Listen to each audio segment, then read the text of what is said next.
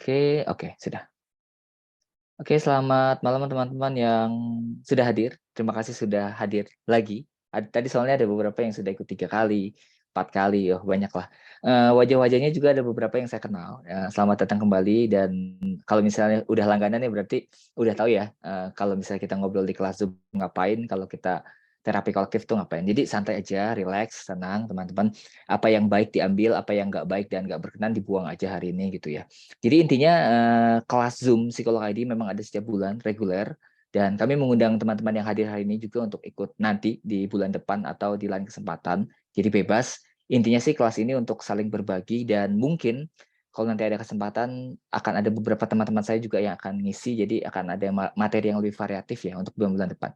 Oke, fokus ke materinya dulu, mungkin sekitar 30 sampai 45 menit saja. Saya nggak akan ngomong banyak-banyak. Nanti kita akan lanjutin ke sesi tanya jawab, diskusi, atau beberapa kadang-kadang ada yang mau curhat tuh. Nanti kita dengerin curhat teman-teman yang mau curhat juga. Jadi pembahasan kita hari ini cukup baru sih. Saya banyak bahas tentang self healing, banyak bahas tentang teknik-teknik terapi, termasuk hipnoterapi, termasuk CBT dan lain-lain. Mungkin yang pernah ikut. Hari ini kita bahas healing with meaning dengan pendekatan sebenarnya logoterapi. Ini nggak banyak dikenal kalau untuk yang non psikologi, tapi untuk yang mungkin backgroundnya psikologi pasti pernah belajar dan pernah dengar sedikit. Nah, tadi sudah diperkenalkan, jadi saya nggak akan kenalan lagi karena kelamaan nanti. Oke, saya langsung masuk ke materinya. Jadi healing ini salah satu kata yang banyak banget dipakai ya, apalagi di COVID, waktu COVID pandemi 2 tahun 3 tahun belakangan ini. Tapi beberapa orang mungkin miskonsepsi tentang healing.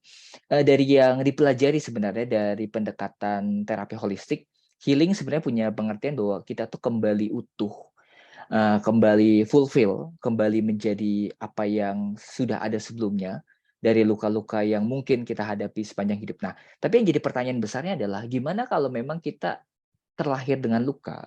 Atau gimana kalau misalnya memang dari kecil kita sudah menanggung emotional baggage yang banyak? Nah, kemudian definisi healing jadi kurang tepat. Kita pulih seutuhnya, tapi diri saya memang dari lahir atau ketika saya ada di dunia ini. Bahkan ada satu pendekatan ya, pendekatan, saya sering bilang bahwa basic wounds atau emosi atau luka dasar yang sering saya sharing-kan adalah salah satunya adalah rejection atau luka penolakan, itu bahkan bisa muncul ke kita dari 3 generasi sebelum kita. Jadi dari nenek kita, dari ibu kita, dan ke kita. Kenapa? Karena emosi seorang ibu ketika mengandung seorang anak tanpa sadar itu akan dirasakan juga oleh anaknya. Dan ini banyak kasusnya ya, saya juga sering dapat klien yang dia nggak tahu kenapa dia sedih, dia nggak tahu kenapa dia nggak bisa mengekspresikan emosi, ternyata ada penolakan.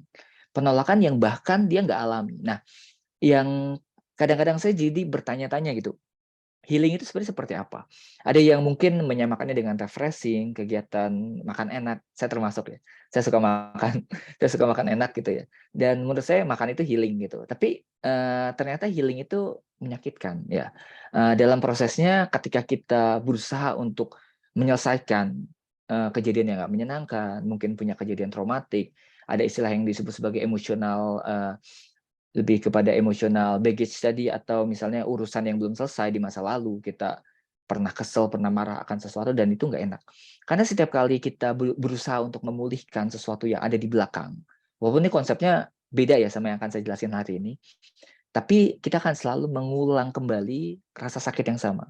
Karena otak kita itu biasanya punya respon yang tidak mengenal waktu. Maksudnya nggak mengenal waktu gini, kita tuh nggak bisa secara genetik dan secara, neurologis ya, kita nggak bisa membedakan mana itu masa lalu, mana itu masa kini dan masa depan.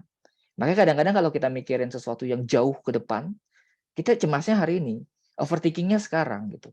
Karena kita nggak tahu itu belum terjadi secara otomatis. Dan ketika kita memulai proses healing, kita juga akan mengulangi hal yang mungkin kejadian yang melukai, kejadian yang nggak enak di masa lalu, tapi kita nggak tahu bahwa itu sebenarnya sudah terjadi dan sudah berlalu.